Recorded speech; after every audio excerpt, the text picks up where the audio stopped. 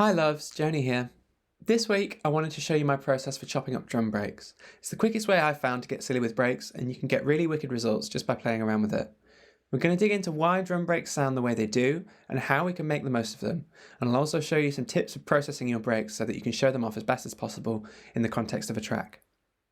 If you're not sure what a drum break is, maybe you've heard the term but never quite certain, it's basically a short sample from a track where only the drums are playing. There's lots of classic breaks, but here are a few so that you can get an idea for what they sound like.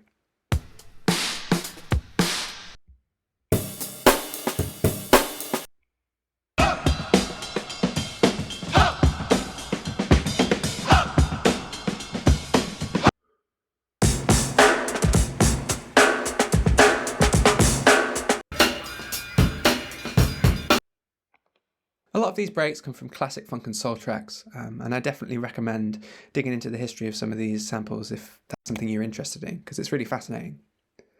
You hear them a lot in jungle, drum and bass, hip-hop tracks, and they're quite often sped up or slowed down according to the BPM of the track that you might hear them in.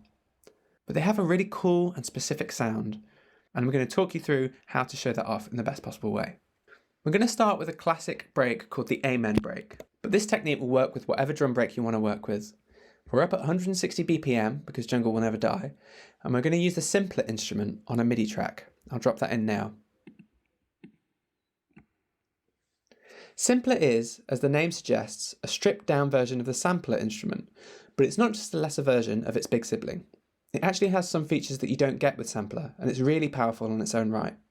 For this demo, we're going to use the slice mode on the left hand side here, and drag our Amen break in. I've already edited this version of the Amen break down to just 4 bars and sped it up to 160 BPM. Depending on which sample you're using and where you downloaded it from, you may find that you have to edit your drum break into a specific number of bars or speed it up or slow it down in order to get it to the BPM that you want. And one thing I will recommend if you're speeding up or slowing down your audio file inside of Ableton using Warp is to use the repitch mode over here.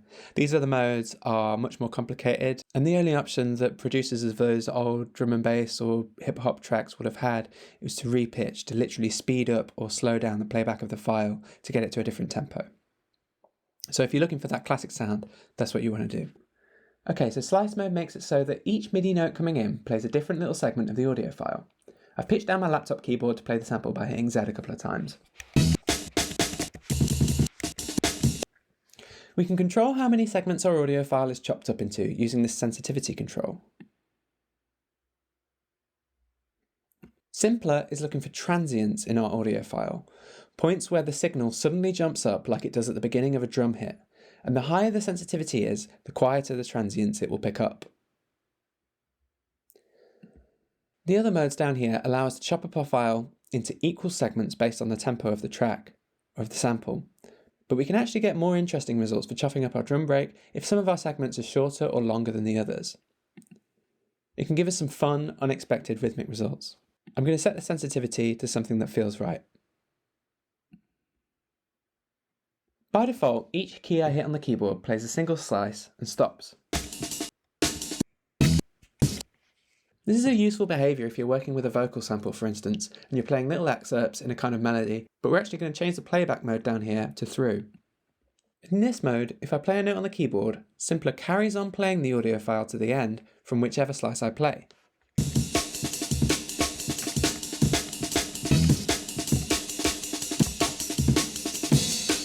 This is the key advantage to using Simpler like this because it lets us keep our drum break rolling right on through our edits. The feeling of excitement and fluidity when we hear a drum break comes from the subtle timing differences within the drummer's performance and the acoustic reverb that's built into the sample from the original recording. We could easily recreate the drum pattern using similar sounding individual hits.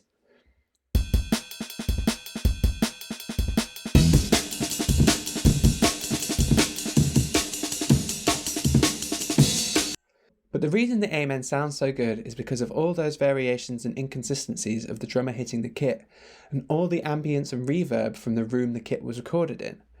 You can't separate out any of those elements, they all work together to produce the sound of the sample that we all love so much.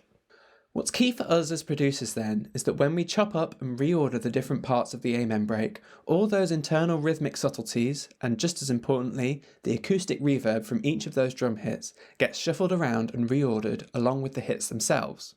If we drop a new snare hit in, and before that first reverb tail has time to decay out properly, we drop in another snare hit right after, it sounds really exciting because we've interrupted the expected reverb response of the sound that we would normally hear. It's almost like the room the drum kit is in is expanding and contracting, and we're altering the laws of physics with our drum science. That's the effect we're trying to make the most of with our edits here.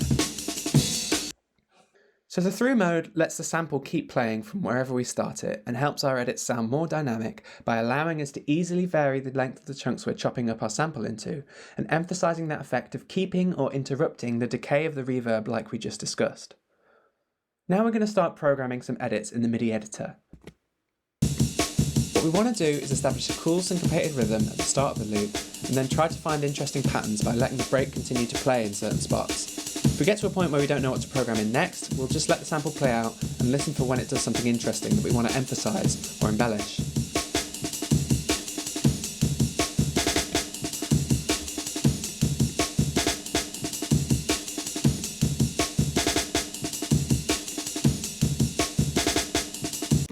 There's a fine line between super satisfying, complex edits and things being so wacky that they lose their plot and stop being interesting. So something we can do to keep on the ball is establish call and response phrases. In a 4-bar section like this, we might repeat bar 1 in bar 3, so that when the rhythm comes back around, it helps us keep track of the beat and contextualises whatever madness we get up to in bars 2 and 4.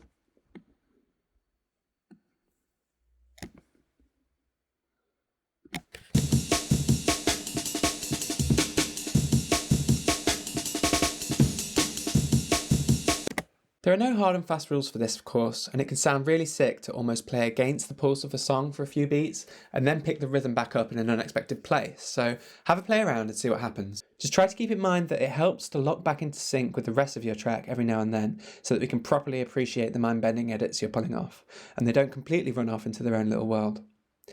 Unless you're making square pusher brain melters, which is absolutely something you can and should do. I guess my point is to know what function your drum break serves in your track. If it's supposed to hold the beat down, make sure it stays fairly consistent. If it's supposed to keep us on our toes, which is how I usually think about breaks in my tracks, then keep a nice balance between mad rhythms and familiar phrases. But if you just want to go to town with bonkers programming, then give it your all for sure. I've settled on a loop that I like now. Have a listen.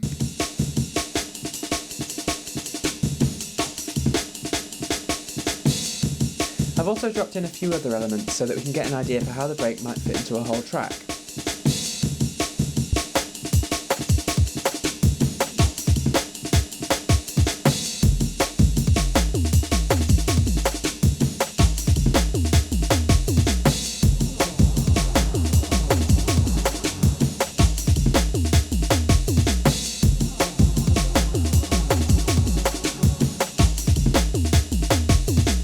Any processing we do is dependent on context after all. Always bear in mind that what's right for one track might not be right for another. In fact, that might be the secret message of all my teaching. Always try to think about what function each element you're working on is performing, whether that's a bit of compression or a melody you're programming or your choice of reverb. Make your production decisions based on the impact you want it to have on the end result. Anyway, we're going to do some quick processing on our break here. First, we want to get some more grit and saturation going on. If you listen to classic D&B like Photech or Dillinger, that overdrive can be pretty extreme and it really gives our drums some in-your-face factor. The idea for this way of applying saturation came from when I was using Waves NLS, which is a plugin that models the circuits of various different mixing desks. It looks like this. You can really hear the kind of overdriven sound if I turn on this mic setting here.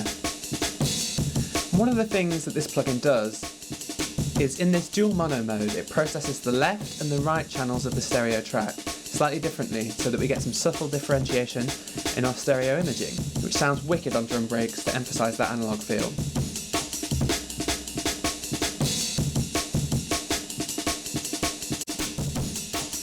In stereo, it's processing the left and right in exactly the same way.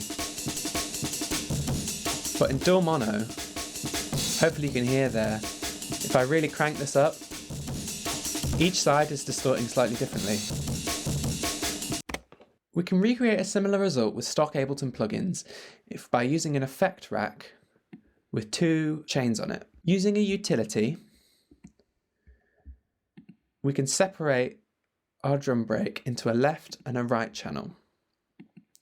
Let's just look at the chains here. So we've got a utility. This is just letting the left-hand side of the break through. I'm going to pan that to the left.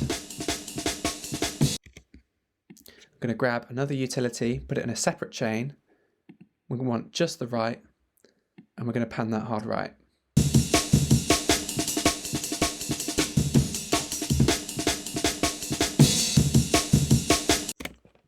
Okay, so far so good. We're now going to saturate each channel slightly differently and maybe use some EQ to adjust the tonal balance so that the stereo image doesn't feel too lopsided. Some saturation settings will emphasize or de-emphasize particular frequency ranges, so that will help us correct for that. I'm going to take a saturator for our left side. Let's just solo the left side for now. I'm going to put it in the middle so that we can hear what's going on a bit easier.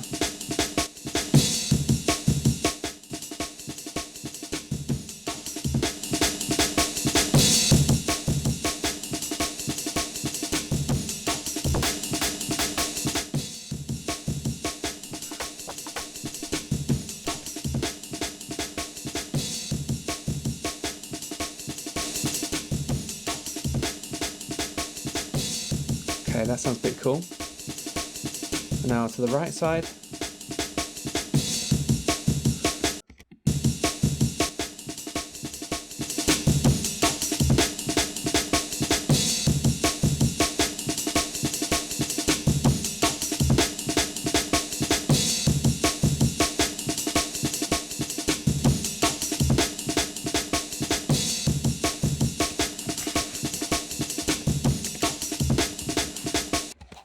Cool, so now I've dialed in some saturation settings, one for the left-hand side, they're both currently panned in the middle, and another setting for the right.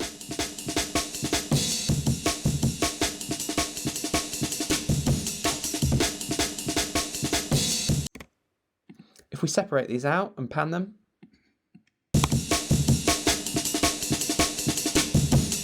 you may be able to hear it sounds like it's slightly more focused on the left-hand side, so I'm going to balance them out a little bit.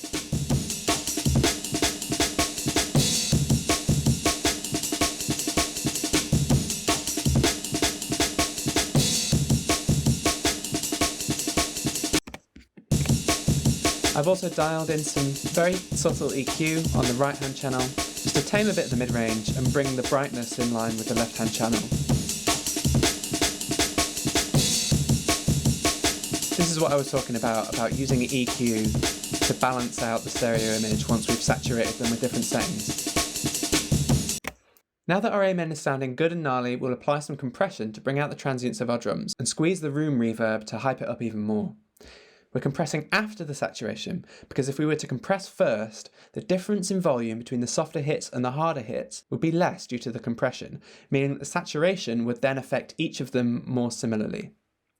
Doing it this way around means that the loudest hits in our break actually get more saturation than the softer hits, so they jump out more and sound more aggressive. We can then compress afterwards so that we get things pumping and even out the dynamic range while continuing to have that difference in the sonic character of the harder and softer hits. Even though the volume gets evened out by the compression after the saturation, the hard hits still sound hard because they're more saturated than the soft hits. I'm going to use the glue compressor here because it's a bit more vibey. I'm setting the attack time to about 10 milliseconds so that we can really hear the first transients snap through, and then the release time I'm going to go really quick, maybe 0.1 or 0.2 with a ratio of 4:1. Let's have a listen.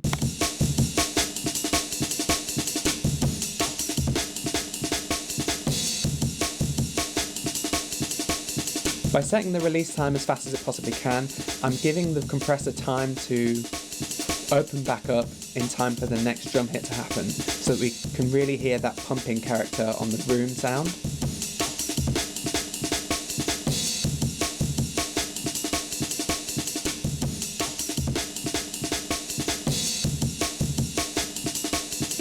Just add some makeup gain to match it to the previous level.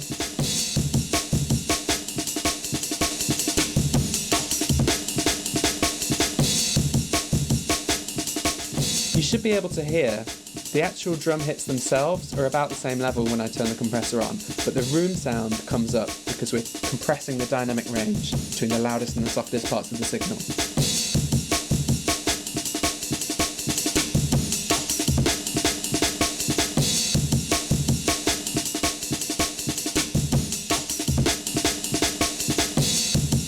I think that sounds great.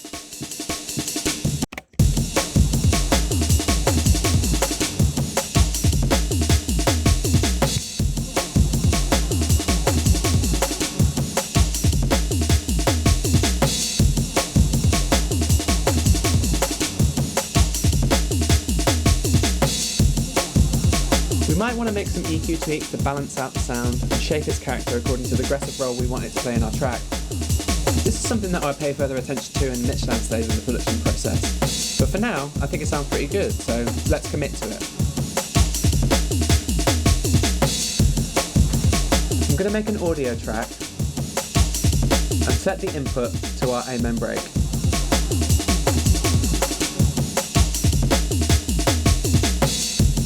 I'm going to arm it here, and then I'm going to trigger the record in time.